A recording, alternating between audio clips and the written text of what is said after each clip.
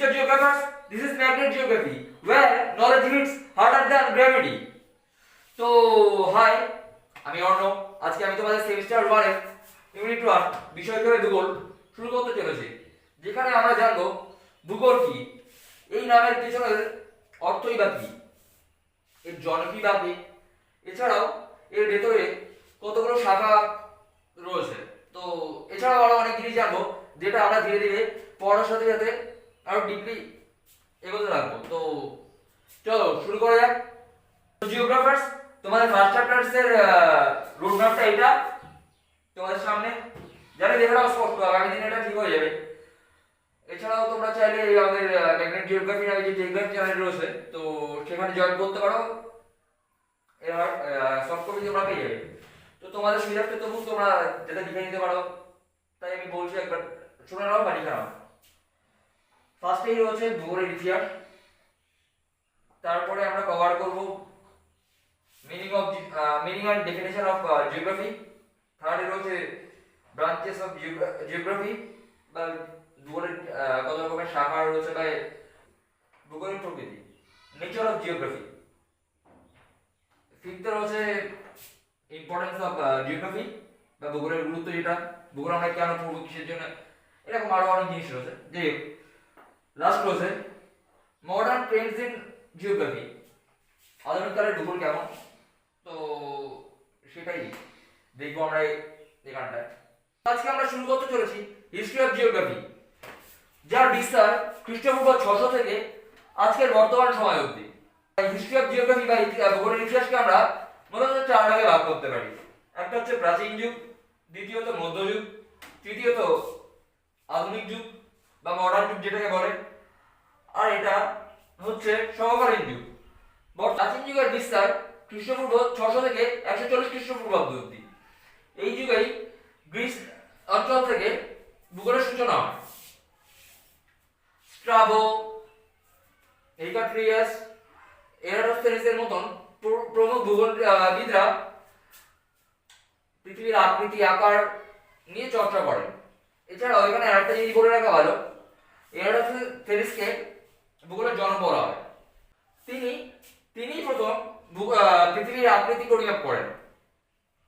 এছাড়াও অক্ষাংশ দ্রাঘিমাংশে প্রবর্তন করেন এবং তিনি প্রথম ভূগোল যে শাস্ত্রটা, এটাকে আলাদাভাবে বা স্বতন্ত্রভাবে প্রকাশের চেষ্টা করেন। এই কারণগুলোর জন্যই মূলত এরাটোস্থেনিসকে ভূগোলের জনক বলা হয়। চলে আসা যাক মধ্যযুগে, যেটাকে অন্ধকারাচ্ছন্ন যুগও বলা হয়, কারণ এই যুগে ইসলামিক ধর্মের বিস্তারের জন্য মূলত ভূগোলের বিস্তার থেমে যায়। তবুও বেশ কিছু ইসলামিক ভূগোলবিদ যেমন আল ইদ্রিসি, ইবন বতুতা, আল বিরুনি, এরকম বেশ কিছু ভূগোলবিদ আছেন যারা এই ভূগোল শাস্ত্রটাকে জীবিত রাখেন। আর এই যুগেই আল ইদ্রিসি তার বুক অফ রজারে প্রথম বৈজ্ঞানিকভাবে মানচিত্র তৈরি করেন। 19বিংশ শতকের শুরুর দিকে আধুনিক যুগের শুরু হয় ইউরোপে। আলেকজান্ডার ভন হামবোল্ট, কার্ল লিন্ডেনের মতন বেশ কিছু ভূগোলবিদ যারা ভূগোলকে স্বতন্ত্র এবং বৈজ্ঞানিকভাবে প্রতিষ্ঠা করেন। এই যুগেই মূলত আধুনিক ভূগোলের বিস্তার শুরু হয়। তারা ম্যান অ্যান্ড এনভায়রনমেন্ট রিলেশনশিপ তৈরির চেষ্টা করেন। এছাড়াও এখানে বলে রাখা ভালো, আলেকজান্ডার ভন হামবোল্টকে মডার্ন জিওগ্রাফির ফাদার বলা হয় বা ফাদার অফ মডার্ন জিওগ্রাফি বলা হয় ভূগোলে তার অবদানের জন্য। এবার আমরা চলে আসি কন্টেম্পোরারি পিরিয়ডে বা বর্তমান যুগে, যেখানে কোয়ান্টিটেটিভ এবং অ্যানালিটিক্যাল মেথডের মাধ্যমে ভূগোলকে বিশ্লেষণ করা হয়। বেশ কিছু পদ্ধতি যেমন জিআইএস, জিপিএস, এরকম টেকনোলজির মাধ্যমে ভূগোলের অ্যানালিটিক্যাল বা মডার্ন কোয়ান্টিটেটিভ মেথডটাকে ইনক্রিজ করা হয়। তো এখানে আমাদের শেষ হচ্ছে ভূগোলের ইতিহাস বা হিস্ট্রি অফ জিওগ্রাফি। এরপরে আমরা চলে যাব নেক্সট টপিকে। ইংরেজি জিওগ্রাফি শব্দটি এসেছে গ্রিক শব্দ জিওগ্রাফিয়া থেকে, যা প্রকৃতপক্ষে একটি যৌগিক শব্দ। এটাকে ভাঙলে দাঁড়ায় আর গ্রাফোস। জিও কথার অর্থ ভূ বা পৃথিবী। অপরদিকে গ্রাফোস কথার অর্থ বর্ণনা বা বর্ণন করা। তার মানে জিওগ্রাফি কথার অর্থ দাঁড়াচ্ছে পৃথিবীর বর্ণনা।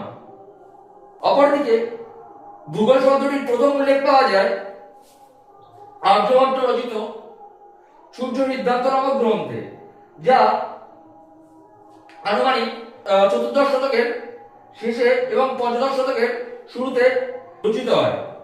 আমাদের নেক্সট টপিক হচ্ছে nature and branches of geography. ভূগোল যেমন একদিকে পৃথিবীর উপাদান, পাহাড়, পর্বত, নদী প্রভৃতি নিয়ে আলোচনা করে, অপরদিকে মানুষের জীবনযাপন, অর্থনৈতিক বিষয়, রাজনৈতিক বিষয় প্রভৃতি নিয়েও আলোচনা করে। তাই geography is a bridge of natural and social science, অর্থাৎ ভূগোল হলো একটি integrated science. Geography contacts nature with human life. Next আমরা চলে আসি ব্রাঞ্চেস অফ জিওগ্রাফিতে। জিওগ্রাফি অনেকগুলো শাখা রয়েছে, তবে মূলত একে তিন ভাগে ভাগ করা হয়। একটা হচ্ছে ফিজিক্যাল জিওগ্রাফি, হিউম্যান জিওগ্রাফি, বর্তমান যুগের প্র্যাকটিক্যাল জিওগ্রাফি। ফিজিক্যাল জিওগ্রাফিতে কি কি রয়েছে দেখা যাক। Geomorphology, climatology, soil, environmental study এইসবই। অপরদিকে হিউম্যান জিওগ্রাফি বা মানবীয় ভূগোলের অন্তর্গত রাজনৈতিক ভূগোল, অর্থনৈতিক ভূগোল, কৃষি বিজ্ঞান, শিল্প ভূগোল এইসব প্রভৃতি। এছাড়াও বর্তমান দিনের প্র্যাকটিক্যাল জিওগ্রাফি, যার আন্ডারে রয়েছে সার্ভে, জিআইএস বা। তাই ভূগোলকে সব বিষয়ে মা বলে অভিহিত করা হয়। এবার আমরা চলে আসি আমাদের নেক্সট টপিক স্কোপ অফ জিওগ্রাফিতে।